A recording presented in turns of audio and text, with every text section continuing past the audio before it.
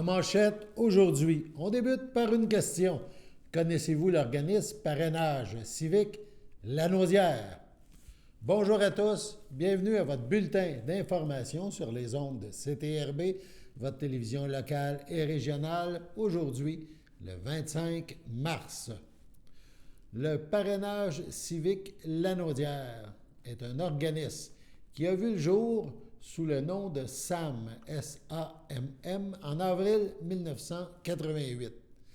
En février 2004, l'organisme a changé de nom pour devenir Parrainage civique Lanaudière.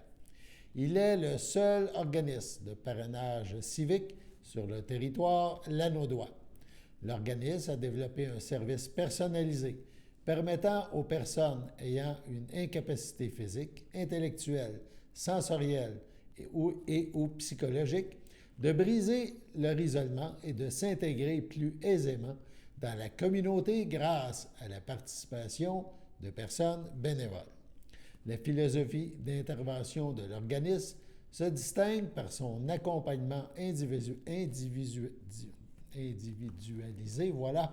qui se fait dans la communauté et qui favorise la participation sociale. Par le jumelage, le filleul a un contact privilégié avec son parrain et sa marraine, donc en partageant des intérêts communs. CTRB a rencontré Nathalie Nadeau, agente de soutien et de développement pour l'organisme. Elle nous parle de parrainage civique Lanaudière. En compagnie de Mme Nathalie Nadeau, qui est agente de soutien et développement pour Parrainage Québec, mais division Lanaudière. On pourrait dire ça de cette façon-là. Effectivement, c'est Parrainage civique Lanaudière. C'est un organisme parrainage civique qui existe depuis plusieurs années, mais on entend parler, mais on ne sait pas trop à quoi ça sert. On pourrait dire, des fois, les organismes on peut cibler un petit peu plus leur mission, mais vous, Parrainage Québec, c'est quoi exactement la mission que vous avez? Bien, premièrement, on existe depuis 37 ans et notre mission, c'est vraiment de recruter des bénévoles qui vont accompagner des personnes avec des limitations permanentes. Ça veut dire en déficience intellectuelle, déficience physique, en santé mentale. Ces personnes-là vont accompagner pour faire des activités de loisirs ou aussi aller faire un petit peu d'épicerie. Ils peuvent les accompagner à la bibliothèque, au restaurant, tout dépendamment de ce que le bénévole veut. Est-ce que ces personnes-là qui ont des handicaps, c'est des jeunes ou ça part de 7-8 ans jusqu'à 30 ans, 40 ans? Ça fait Je dirais de 12 à 97 ans, mais la plupart du temps, ils ont plus que 18 ans parce qu'ils vont, 21 ans, je veux dire, parce qu'ils vont à l'école. Fait que rendu à 21 ans, les parents ne veulent pas non plus quitter leurs emplois. Fait que là, c'est là qu'ils vont chercher des services pour pouvoir occuper le jeune aussi. OK. Donc, c'est vraiment un organisme de soutien, mais aussi d'insertion sociale. On pourrait dire que ça permet à ces jeunes-là, à ces gens-là, d'avoir une vie sociale aussi, là, de ne pas toujours avoir Oui. en marge de la société. Ben oui, mais c'est ça, ils élargissent avec le parrain ou la marraine, ils vont élargir aussi ça va briser le isolement, puis le cercle social va élargir effectivement, parce qu'ils ne sont pas portés à sortir de chez eux. Quand on a un handicap, des fois, on est plus restreint. Quand c'est une personne non-voyante ou une personne malentendante, ils vont être portés à se retirer, tandis qu'avec un bénévole, ben, ça y ouvre des portes. Donc, vous me parlez dans le fond d'un organisme qui crée des jumelages et ça peut être vraiment des jumelages atypiques. Là. On pourrait dire que des personnes qui sont parrains choisissent un peu leur profil d'handicap ou de bénévolat, dans le sens c'est 1 heure, 2 heures, 3 heures, c'est plein de choses comme ça. Là.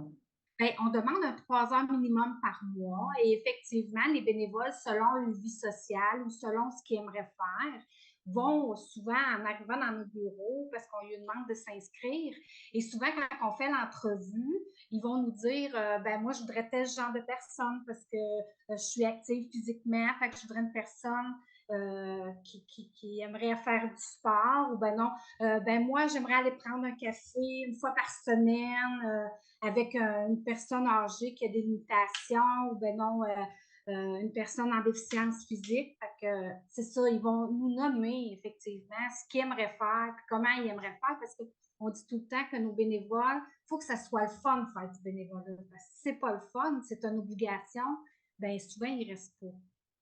On parle de bénévoles, là, vous en avez combien? Et je pense qu'on est toujours en recrutement, hein, en termes de bénévoles, qu'on soit n'importe quelle association.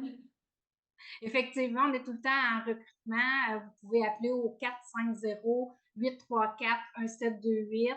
Il y a Solange qui va vous répondre ou au 450-417-0922.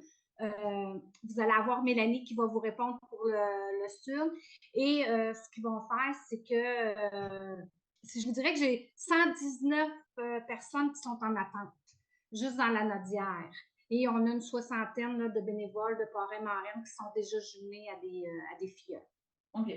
Ces bénévoles-là, ils en prennent un en particulier ou il y en a qui vont jusqu'à prendre deux personnes, deux gens ou comment ça fonctionne un petit peu? Bien, ça va arriver qu'on en prenne une ou deux, mais on aime mieux quand c'est un pour un. Ouais. Pour avoir vraiment un moment privilégié avec la personne. Ils vont choisir les activités ensemble. C'est pas nous autres qui va lui dicter. On va forcer la première sortie. Bien souvent, on va lui dire aller prendre un café pour aller jaser, puis savoir vraiment qu'est-ce qu'ils veulent. Mais on fait déjà ça, la rencontre ensemble avec le jumelage, pour être sûr que c'est bien compris des deux côtés ce qu'ils veulent. Il y a un certain kilométrage à payer de la part du filleul, c'est 10 sous le kilomètre, ce qui n'est pas beaucoup, et le parrainage civique va payer le reste. Puis, ils payent chacun leurs activités, là, Okay. ils veulent prendre un café ou quelque chose comme ça. On a parlé des bénévoles qu'on a recherchés, mais est-ce que les personnes aidées, je peux dire les personnes avec un handicap aussi, je ne veux pas dire de faire recrutement, mais vous voulez vous faire connaître aussi, là, parce qu'il y a sûrement encore beaucoup de personnes qui sont en isolement, qui ne connaissent pas le service, qui seraient peut-être intéressées d'avoir des choses comme ça. Ben oui, effectivement. Puis comme que je dis souvent, ben ça coûte rien d'appeler, là. Tu sais, c'est de l'information, je n'hésite pas à appeler. Puis si jamais on ne peut pas répondre à vos besoins, ben on va vous diriger vers les autres organismes parce que, tu sais, on fait souvent ensemble, entre organismes, on s'aide. Alors, c'est bien important de diriger la personne à la bonne organisme. Sinon, le FIOL aussi, là, a des attentes face aux bénévoles. C'est pas juste, tu sais, ça se fait d'un commun accord, hein? Dans le fond, on force, on va chercher la personne à rencontrer parce que c'est plus facile. Le FIOL ne sortira pas dans la rue et dire moi, j'aimerais avoir quelqu'un. Fait que, Ouais, c'est ça, oui, c'est les ça. aider, tu sais, j'aime pas dire ça, mais c'est comme une petite agence de rencontre à quelque part, mais ouais, mais c'est les hommes avec les hommes, les femmes avec les femmes, moi, je vous dis tout de suite, la plupart. Mais c'est vraiment comme ça, dans le fond, qu'on va les faire rencontrer. Puis, effectivement, les filleuls, ils ont des attentes, puis on va aller envers les attentes aussi. Est-ce que vous organisez des activités de groupe, dans le sens, à un moment donné, vous dites, on prépare des sorties, ou c'est pas dans votre mandat, ou c'est vraiment des choses individuelles? C'est vraiment des choses individuelles. Une fois par année, on va organiser la cabane à sucre. On a un Zoom café à tous les jeudis de 1h à 2h15. Vous pouvez demander les numéros que j'ai dit tantôt. Solange ou Mélanie, vous pouvez demander pour venir à notre café à tous les jeudis, justement pour briser l'isolement des personnes qui ne sortent pas ou qui sont en attente d'avoir un parrain ou une marraine en attendant. Fait que, puis la population est invitée, vous avez juste à vous inscrire. Et c'est ça qu'on fait comme pas mal comme affaire de groupe, là, comme sortie là, de groupe, c'est la cabane à sucre. Puis une fois de temps en temps, selon nos budgets, il ne faut pas oublier que ça dépend de nos budgets. On peut faire d'autres sorties, mais la plupart des sorties, c'est entre le bénévole et le filleul. La semaine dernière, c'était la semaine de la déficience intellectuelle et je pense qu'en relation avec ça, il y a les prix Gérard Hamon, c'est bien ça, qui vont être remis. Et ça vient jusqu'au mois d'avril pour aller voter. Pouvez-vous nous parler un petit peu de ce prix-là puis de quelle façon on peut voter? Bien, le prix Gérard Hamon, et à chaque année, c'est tous les parrainages du Québec qui vont inscrire le FIA. Les couples de jumelés s'inscrivent et il y a 2 questions qu'on vous pose. Vous devez répondre aux 2 questions et après, vous allez voter pour vos favoris. Alors, comme nous autres, cette année, la Nodière, je sais qu'il y a le jumelage numéro 11, on est rendu, je pense, à 400, je ne suis pas sûre, votes. Fait que vous pouvez aller voter sur le jumelage numéro 11. Ça va nous donner des points pour avoir le prix du public. Et effectivement, on a un couple de jumelage qui va gagner si on a assez de points. Mais c'est les filleuls qui se trouvent à gagner avec la marraine. Fait que, tu sais, c'est valorisant pour eux aussi. Fait que, on invite les gens à aller voter pour la Naudière et encourager. Oui, et on invite les gens. C'est ça. Et vous êtes d'accord avec moi, on va réitérer l'invitation de devenir bénévole, de venir s'impliquer dans une belle cause parce que c'est valorisant. Puis c'est vraiment, je vous dirais, hors des sentiers battus dans un certain sens que c'est pas relié à une association vraiment de maladie, c'est vraiment en général là, que vous offrez là, ce service-là. C'est bien ça? Oui, effectivement. Donc, d'accord. Je vous remercie beaucoup, Mme Nadeau, puis on se reparle dans les prochaines semaines. Bien, merci beaucoup, Mme Yvon. Sur ce, on passe à la pause. Votre station de télévision de Berthierville vous invite cordialement à son bingo hebdomadaire télédiffusé tous les samedis matins dès 9h30. Depuis longtemps, les fans de CTRB se divisent le joyeux montant de 600 $ chaque semaine à cette joute de bingo. N'oublions pas non plus le super bingo mensuel d'une cagnotte de 2000 $ que vous pourriez vous partager chaque premier samedi du mois. Un moment de fébrilité qui pourrait devenir payant pour plusieurs d'entre vous. Pour vous procurer ces fameuses cartes de jeu, les dépositaires participants sont à Berthierville, le dépanneur Formule 1, la station-service Armois sur le boulevard Gilles Villeneuve, le marché IGA Extra Famille Mont-d'Or sur la rue Gabrielle Brissette, le marché Métro Boucher sur la rue Notre-Dame et la pharmacie Proxime sur la rue Frontenac. À Saint-Ignace de Loyola, le dépanneur Proxy sur la rue de la Traverse, la boucherie Aldo sur le rang Saint-Michel. C'est donc un rendez-vous hebdomadaire chaque samedi matin à 9h30 sur les ondes de CTRB, votre télévision locale et régionale, celle-ci toujours en haute définition. Toute l'équipe de CTRB vous remercie de votre fidélité et vous souhaite bonne chance.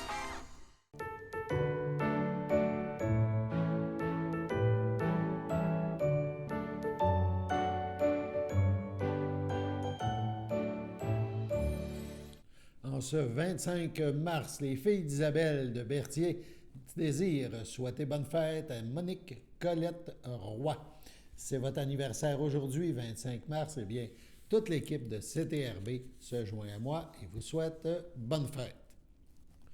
La Société nationale des Québécois, la SNQ Lanaudière, est heureuse d'inviter les organismes admissibles de Lanaudière qui souhaitent mettre en œuvre des festivités officielles dans le cadre de l'édition 2024 de la Fête nationale du Québec à soumettre une demande par le biais du programme d'assistance financière aux célébrations locales, le PAF, en partenariat avec le gouvernement du Québec et administré par le Mouvement national des Québécois.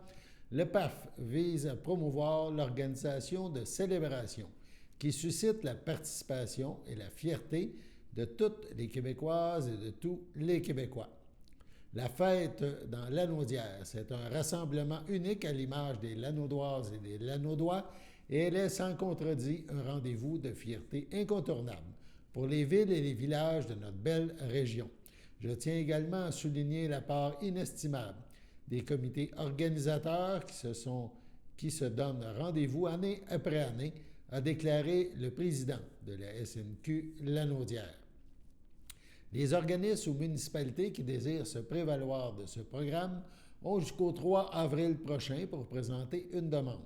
Les organismes ou municipalités intéressées à déposer un projet peuvent s'informer auprès de leur mandataire régional, la SNQ Lanaudière, qui a pignon sur rue au 435 boulevard Sainte-Anne, le bureau 204, c'est à Joliette, ou encore en se rendant sur le site web organisateur.fêtenationale.québec pour accéder au formulaire. La ministre des Affaires municipales, André Laforêt, et la ministre responsable de la région de Lanaudière, Caroline Proulx, annoncent ensemble la concrétisation d'une entente de 1 610 067 $ avec la MRC de Dautré pour mieux structurer le réseau récréo-touristique permettant la découverte de ses paysages et attraits. L'offre touristique actuelle sera catégorisée et la technologie mise à profit pour faire connaître les paysages, les activités et les attraits d'Autré. Ainsi, les touristes pourront créer leur propre circuit en fonction de l'expérience qu'ils souhaitent vivre. De plus, de la signalisation sera installée le long des réseaux pour guider les excursionnistes qui auront aussi accès à des ressources interactives par le biais de panneaux d'interprétation. Enfin, une stratégie de communication sera élaborée et déployée pour inciter les touristes à découvrir le territoire. La part du ministère des Affaires municipales du Québec s'élève à 1 341 140 $ et provient du volet du FFR, donc un fonds rural régional. La participation de la MRC d'Autré totalise, quant à elle, 268 927 $. Évidemment, le projet plaît à nos élus. Le FFR est un levier financier qui permet aux personnes élues de stimuler la vitalité de leur territoire. Grâce à la somme investie, la MRC pourra mettre en lumière les beautés qu'on y retrouve. Je suis persuadé que plusieurs personnes voudront parcourir la MRC de Dautré pour découvrir ces beautés, a mentionné André Laforêt, le ministre des Affaires municipales. De son côté, Caroline Proulx a ajouté qu'ils soient naturels, culturels ou patrimoniaux, les points d'intérêt de la MRC d'Autré sont nombreux. En structurant mieux son offre récréo-touristique avec tous ses attraits à découvrir, la MRC suscitera assurément l'enthousiasme des touristes.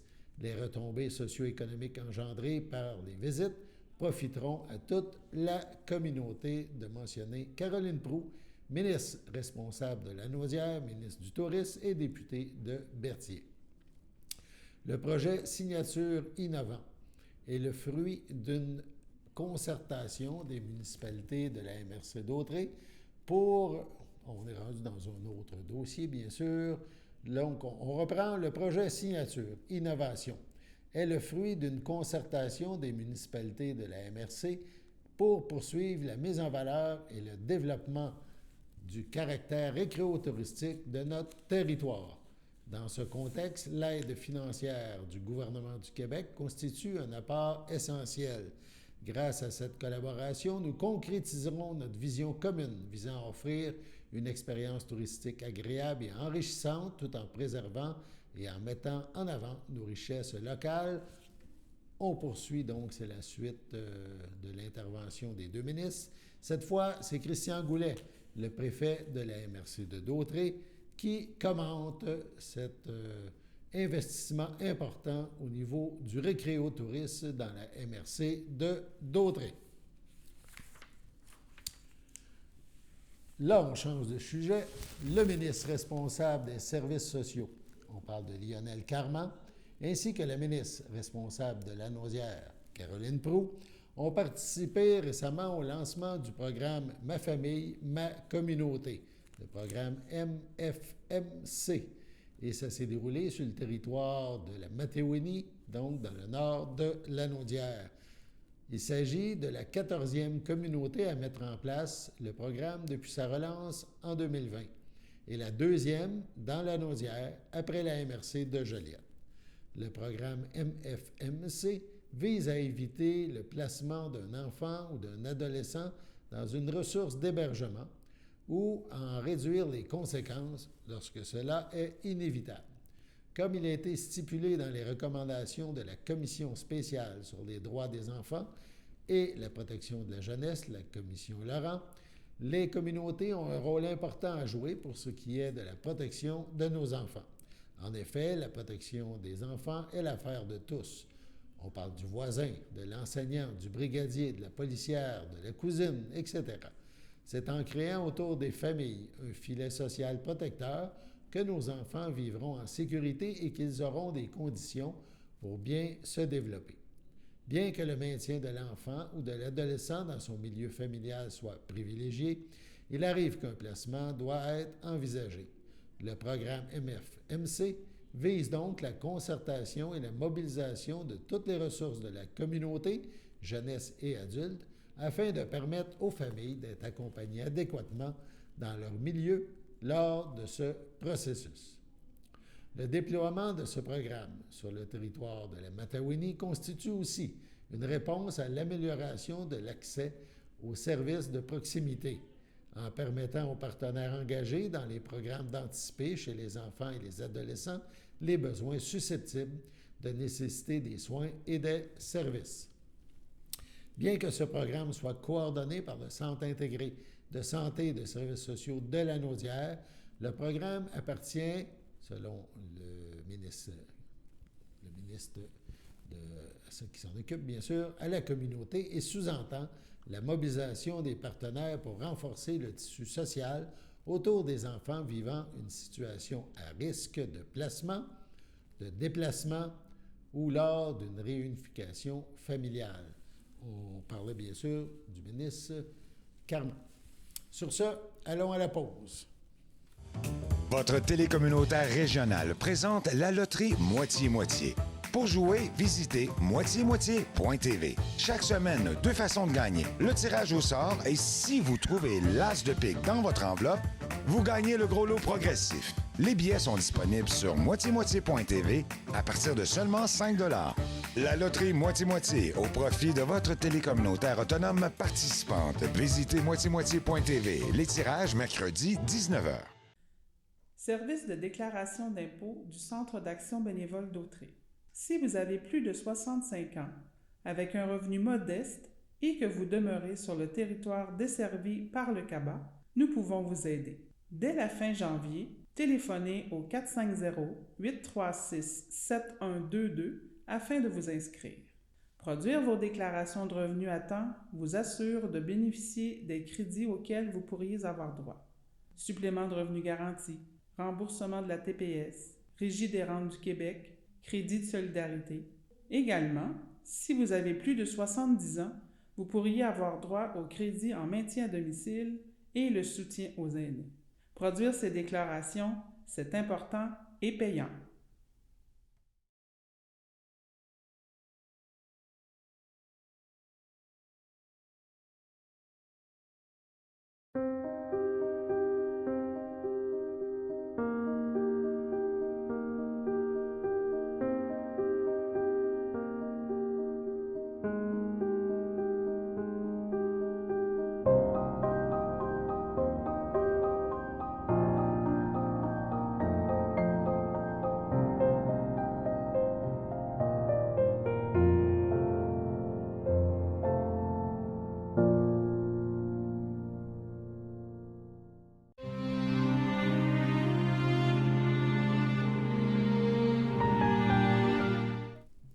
Au CHDL de Saint-Charles-Borromée le 13 mars, à l'âge de 77 ans, est décédé M. Roch Forgette, fils de feu Jean-Julien Forgette et de feu Laurette Rousse, demeurant à Lavaltrie.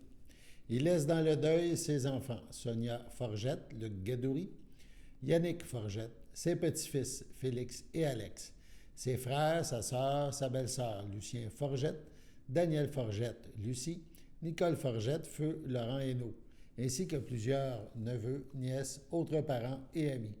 La famille vous accueillera samedi 30 mars, 9h, au complexe funéraire F. Thériault, 741 rue de Notre-Dame, à Berthierville. Suivra une liturgie à la chapelle du complexe à midi. M. Roch Forgette sera inhumé au cimetière de Lavaltrie le même jour. Au centre Daisy, à Saint-Gabriel de Brandon, le 14 mars, à l'âge de 94 ans, est décédée Mme Thérèse Vanas, épouse de feu Bernard Bérard, demeurant à Berthierville, native de Masquinongé. Elle laisse dans le deuil son filleul Michel Vanas, ses neveux, nièces, autres parents et amis. La famille vous accueillera samedi 30 mars, dès midi, au complexe funéraire F. Thériault, 741 rue de Notre-Dame, à Berthierville. Suivra une liturgie à la chapelle du complexe à 14 heures. Madame Thérèse Vanas sera inhumée au cimetière de Saint-Barthélemy à une date ultérieure.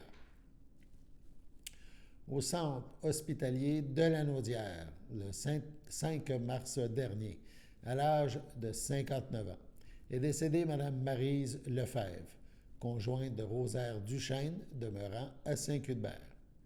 Elle laisse dans le deuil, outre son conjoint, sa fille Kim Duchesne, Yannick Payan, et les enfants. Sa mère, Pierrette Ruet, feu Robert Lefebvre, son frère et sa sœur, Claude Lefebvre, Chantal Legault, Karine Lefebvre, Philippe Moisan, ses beaux-frères et ses belles-sœurs, ses neveux, nièces, autres parents et amis. Vos sympathies peuvent se témoigner par un don fait à la Fondation canadienne du cancer du sein, la Fondation du cancer du sein du Québec. Pour faire un don, des formulaires seront disponibles au salon. La famille vous accueillera samedi 6 avril de 13h à 15h au complexe funéraire Thériault à Berthierville. Au CHC Le Château à Berthierville, le 13 mars dernier, à 94 ans est décédée Mme Yolande Gélina, épouse de feu Gérard Valiquette, demeurant à Berthierville. Elle laisse dans le deuil ses fils, Denis, Héteur Cadianouk, Jean-Yves Lucie Pelletier, Luc Marie-Luce Lafont, Paul Jocelyne Blondin, ses petits-enfants, Sean, Jason, Sébastien, Sarah, Jean-François, Benjamin et Élie. Ses arrière-petits-enfants, Ryan, Amy, Isaac, Dorian, Abigail et Ella. Ses frères, Fabien et Marcel Gélina, ainsi que plusieurs neveux, nièces, autres parents et amis. La famille vous accueillera dimanche 7 avril midi au complexe funéraire Thériault à Berthierville. Suivra une liturgie de la parole en la chapelle du complexe à 14h30.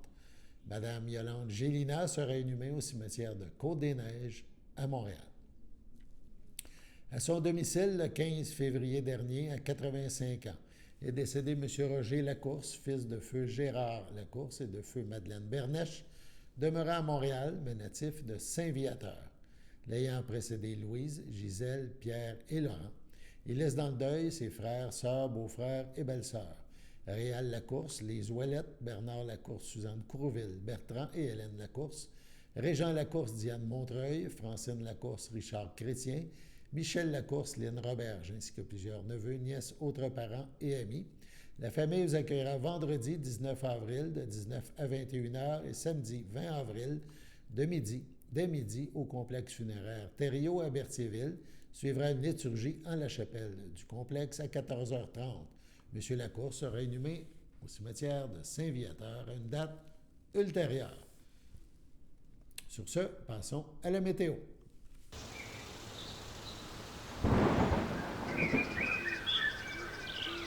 Bienvenue à votre météo de cette semaine. Aujourd'hui, lundi soir, ce sera dégagé. Une température de 1, un temps ressenti de -3. Lundi nuit, ce sera généralement dégagé. Une température de -3, un temps ressenti de -8. Mardi matin, ce sera ensoleillé avec passage nuageux. Une température de -2, un temps ressenti de -7. Mardi après-midi, ce sera un ciel variable, une température de 11, un temps ressenti de 9. Mardi soir, ce sera nuageux avec averse, une température de 7, un temps ressenti de 4, moins de 1 mm de pluie.